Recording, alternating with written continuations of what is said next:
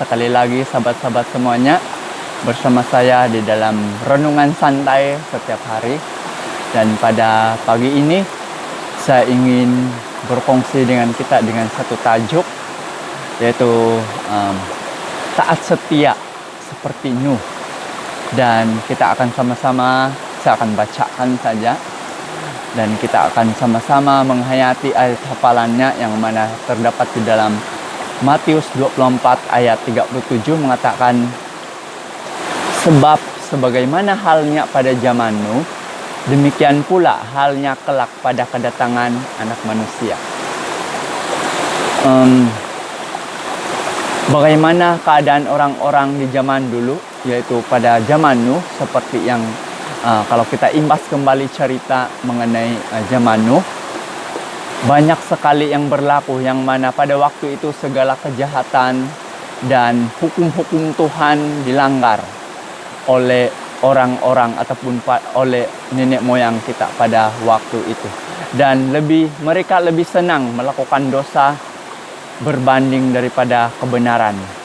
Moral manusia benar-benar telah rusak, di mana dilihat oleh Tuhan bahwa kejahatan manusia besar di bumi dan bahwa segala kecenderungan hatinya selalu membuahkan kejahatan semata-mata. Kejadian 6 ayat 5. Dan menjelang kedatangan Yesus kedua kali juga, orangnya sedemikian seperti waktu zaman Nuh dulu, yang mana banyak orang yang cenderung melakukan kejahatan, dan orang lebih senang lagi melakukan kejahatan ataupun dosa daripada melakukan kebenaran. Nah, namun bukanlah berarti kehidupan Kristen, orang-orang Kristen boleh tenggelam dan terlibat di dalamnya. Jika kita tidak berbeza dengan orang dunia, maka kita juga akan mengalami hal yang sama seperti nenek moyang kita yang ikut binasa. Tuhan menghendaki kita memiliki kehidupan seperti Nuh.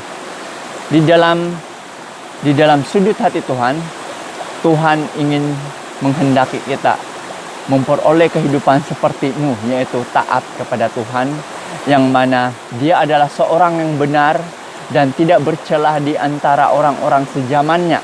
Dan Nuh itu hidup bergaul dengan Allah, dan karena ketaatannya, Nuh dan seisi keluarganya selamat daripada air bah. Bahaya bagi umat-umat di akhir zaman ini ialah hidup dalam kefasikan dan suam-suam kukuh. Tuhan dengan sangat keras berkata, aku akan memuntahkan engkau dari mulutku. Wahyu 3 ayat 16. Ketaatan menurut kita ialah menyangkal diri setiap hari, menyalibkan hawa nafsu, meninggalkan keinginan daging, dan memiliki penyerahan diri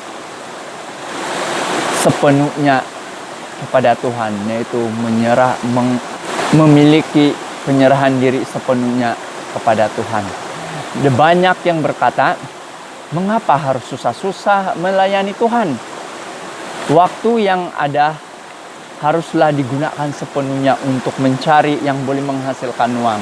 Ini adalah kecenderungan bagi orang-orang pada zaman ini, bagaimana mereka melupakan Tuhan, yaitu mereka cenderung melupakan Tuhan, di mana mereka mengutamakan hasil jerih payah mereka setiap hari demi untuk mendapatkan ataupun menghasilkan uang.